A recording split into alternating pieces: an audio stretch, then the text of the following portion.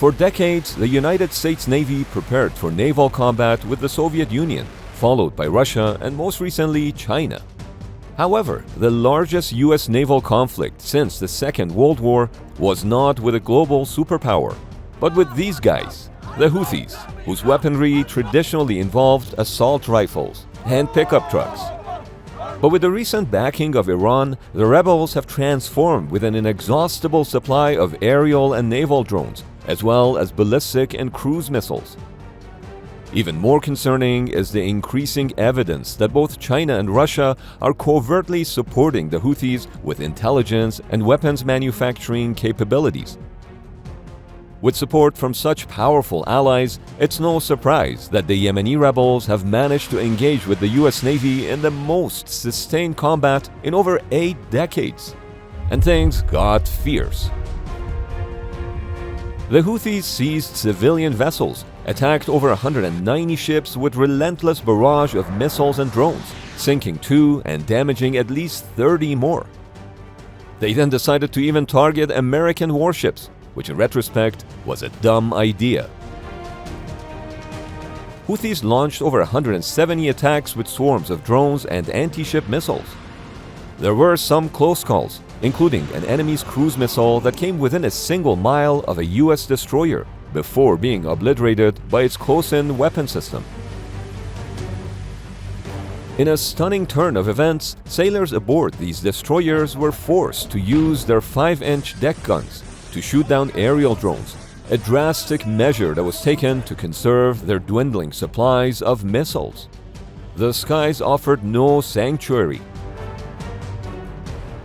The New York Times reported that several American F-16s and an F-35 fighter jet were nearly struck by air defenses, forcing them into harrowing evasive maneuvers to dodge Houthis' surface-to-air missiles. While that statement is vague, the gravity of the situation is clear. The US forces were attacked in the seas and the skies. And yet, despite the Houthis' bold claims of hitting US warships and sinking aircraft carriers, not a single American was even injured by their attacks. Any mishaps that occurred were tragically unrelated. There is no doubt that the American and Allied forces kicked some serious ass. After all, the only parade the Yemeni Houthis hold these days are funeral processions, again and again. And yet, despite initial tactical victories, the Allied response to the Red Sea shipping crisis has been a strategic failure. The Houthis were neither deterred nor defeated. In fact, commercial shipping traffic remains down over 60% from its pre-crisis level. With the recent Houthi attacks in August 2025, it's unlikely that the traffic will recover anytime soon. As long as the Bab el-Mandeb Strait, a 16-mile choke point, remains a tinderbox, maritime shipping has to rely on longer and more expensive sea routes. Sailing around Africa adds 20 more days of travel and a 33% increase in fuel costs. Meanwhile, the few brave ships that risk the Red Sea must pay a 5-fold increase in insurance premiums. But why not engage in diplomacy with the Houthis, the guys who banned music and singing in weddings? They sound like great people to negotiate with. But forget about the shipping crisis. What's truly terrifying is the fact that the Houthis managed to nearly max out the air defenses of US Navy warships. Here is how Commander Eric Blomberg of American destroyer USS Laboon put it. We're sort of on the verge of the Houthis being able to mount the kinds of attacks that the US cannot stop every time, and then we'll start to see substantial damage. If you let it fester, the Houthis are going to get to be a much more capable, competent, experienced force. We only have to get it wrong once. The Houthis just have to get one through. On December 26, 2023, during a 10-hour period, the USS Laboon, along with the F-A-18 Super Hornets, shot down 12 attack drones, 3 anti-ship ballistic missiles, and 2 land attack cruise missiles. Given that Aegis destroyers typically launch multiple interceptors per target to ensure a high kill probability, I would imagine that after this engagement, the Laboon was running low on air defense missiles. While the Houthis are a relatively low-level threat compared to adversaries like Russia or China, their attacks raise a terrifying question. If the current anti-air defense systems are already being pushed to their limits by primitive Houthi technology, how could the United States possibly withstand a full-scale war against a peer adversary like China? Fortunately, multiple lessons were learned from the US Navy's deployment in the Red Sea, and new solutions are being developed and shared publicly. But the most critical lesson learned is not what you think. Arguably, the biggest problem facing the US Navy in the Red Sea wasn't the enemy's strength, but the devastating problem of cost asymmetry. Time and again, it took many multi-million-dollar surface-to-air missiles to shoot down a single Houthi drone costing a mere $20,000. While protecting a $2 billion warship at any cost is a no-brainer, this imbalance raises a grave concern about inventory and sustainability. The US Navy quickly realized that fighting swarms of cheap drones with multi-million-dollar missiles is a losing strategy. Even worse, each destroyer or cruiser can only carry a finite number of missiles, and once they're exhausted, the ship must return to a distant port like Rota, Spain, or Bahrain for a resupply that could take 2 weeks. That's way too long to be out of action. Fortunately, the Navy learned that they can reload faster in Yanbu, Saudi Arabia, in just 3 days. And at least on one occasion, a destroyer was reloaded in under 1 day. Another hard-learned lesson was the shift in strategy from relying solely on the destroyers of a carrier strike group to intercept the Houthi threats. Instead, a more straightforward tactic was adopted, using Fa-18 fighter jets. You see, it turned out to be far more economical to use Super Hornets to shoot down incoming drones with AIM 9X Sidewinder missiles, rather than expending the exorbitant multiple million-dollar SM-2 and SM-6 anti-air missiles. However, shooting down a $20,000 drone with a $400,000 missile was still a losing game. But here is some good news. During the recent Operation Rough Rider, the US Navy switched to using AGR-20 rockets against aerial drones. These rockets are based on a simple Hydra 70 unguided rocket, but with a laser guidance kit added. The kicker is that each rocket costs only $25,000, essentially a one-to-one trade for a Houthi drone. The compromise is that AGR-20 laser-guided rockets are only good against slow-moving targets with limited maneuverability. But it worked. Nearly half of all drone kills during Operation Rough Rider leveraged these inexpensive rockets, finally bringing the Navy closer to parity with the threats they were facing. It seems like the AGR-20 rockets are the future of drone hunting, since the US Air Force recently unveiled an F-15 equipped with 42 of these rockets. That may solve the cost asymmetry problem, at least partially. But what about the other 50% of the time? For the remainder of the situation, beside using 5-inch guns, the US Navy still relies on its arsenal of more expensive missiles.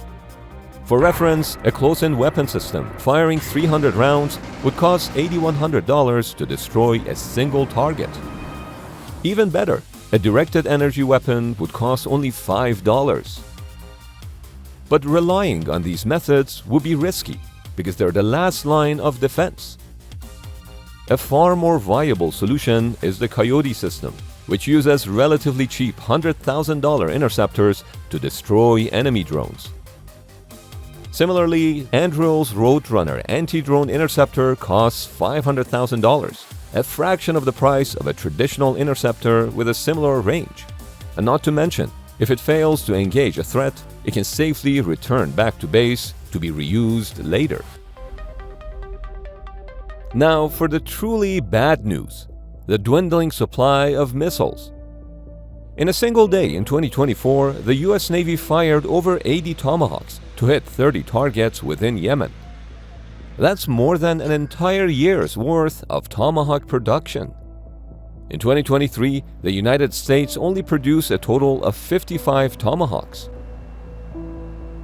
Similarly, during Iran's ballistic missile attack on Israel on October 1, 2024, reports indicated that the United States used a dozen SM-3 Block IIA missiles, a full year's worth of production. In total, between October 2023 and January 2025, the Navy fired over 400 missiles.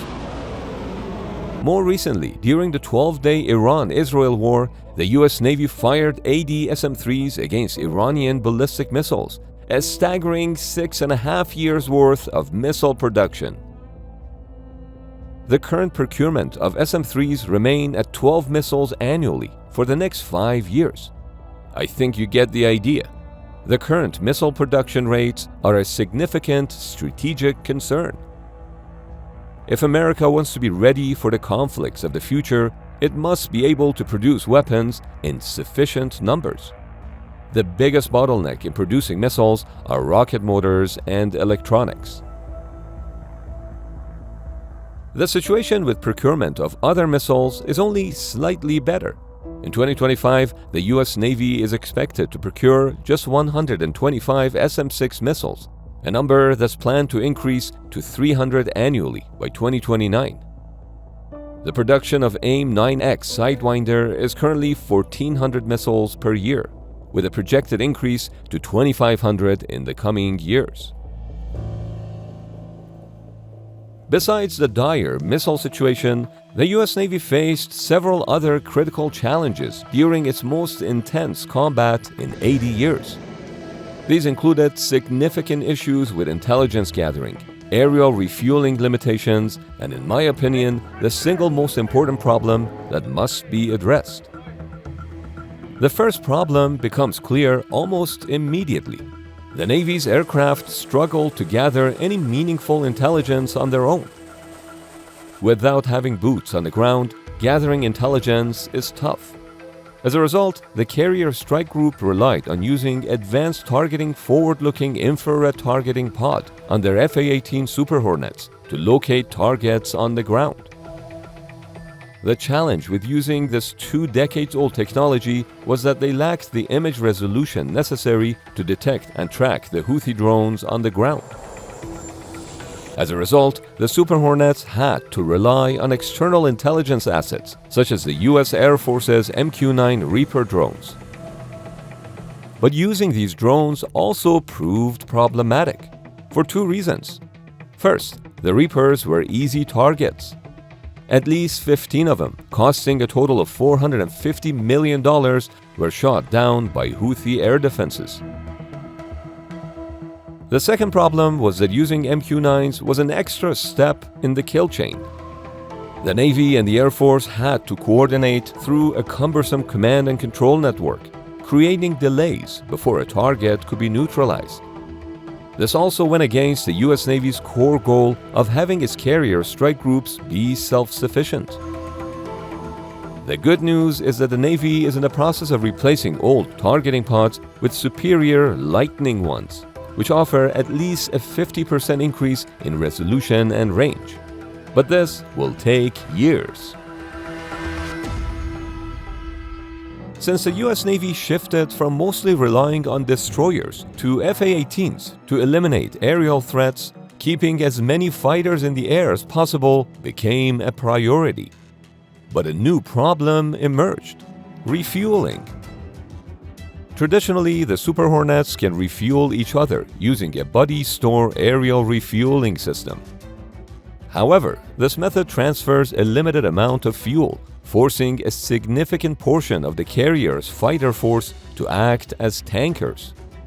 While exact numbers are not public, it is estimated that between 20 to 30% of the carrier's Super Hornets perform this tanker role on most missions.